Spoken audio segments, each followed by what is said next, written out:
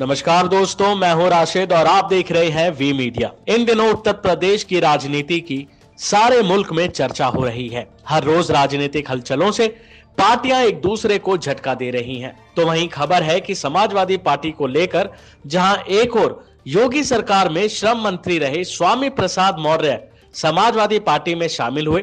अपने समर्थकों के साथ स्वामी प्रसाद ने सपा की सदस्यता ली। भाजपा के कई बागी विधायक समेत करीब 300 नेता सपा की साइकिल पर सवार हुए। इतना ही नहीं, सपा अध्यक्ष अखिलेश यादव अपने साथ छोटे छोटे दलों को भी लेकर चल रहे हैं ताकि प्रदेश में समाजवादी पार्टी की सरकार बन सके। लेकिन आजाद पार्टी का गठबंधन समाजवादी पार्टी के साथ होता नजर नहीं आ रहा। इसका खुलासा खुद चंद्रशेखर रावण ने किया है। अपने बयान में चंद्रशेखर रावण ने कहा कि भाजपा को रोकने के लिए हम लगातार कोशिश करेंगे। उन्होंने अपने दम पर चुनाव लड़ने की बात भी कह डाली। चंद्रशेखर ने यहां तक कहा कि मैं स्वाभिमान की लड़ाई लड़ता हूं, दो बार तिहाड़ जेल जाकर आया हूं। उन्होंने कहा कि मेरी लड़ाई कभी भी सत्ता की नहीं रही। 1 महीने से ज्यादा हो गया मैंने कोशिश की, लेकिन अखिलेश यादव हैं कि कोई जवाब देने को तैयार नहीं। अब हमारा विश्वास टूट गया है। जब अखिलेश से कोई जवाब नहीं मिला तो ये लड़ाई अब प्रतिनिधित्व की है। अखिलेश यादव को दलित समाज की जरूरत नहीं है, उन्हें मेरी बधाई। चंद्रशेखर ने यह भी कहा कि 6 महीने पहले से बहुजन समाज को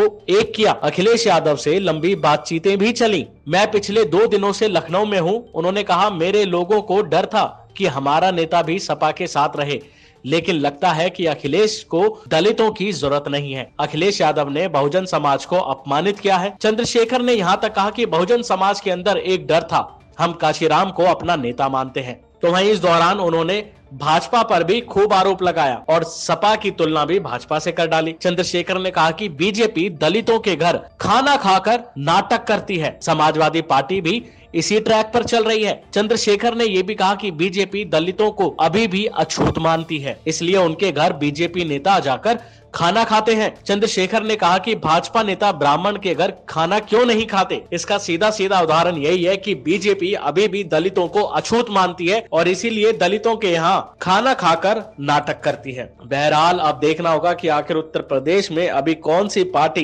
कितनी और टक्कर देती है, कितने और झटके देती है, क्योंकि लगातार एक दल से दूसरे दल में जाने का सिलसिला अभी जारी है और अगले महीने चुनाव है और देखना होगा अगले महीने तक कितने नेता अपनी पार्टी छोड़कर एक दूसरों की पार्टी में शामिल होते हैं। उत्तर प्रदेश चुनाव से जुड़ी हर खबर को सबसे पहले जानने के लिए सब्सक्राइब कीजिए वी मीडिया।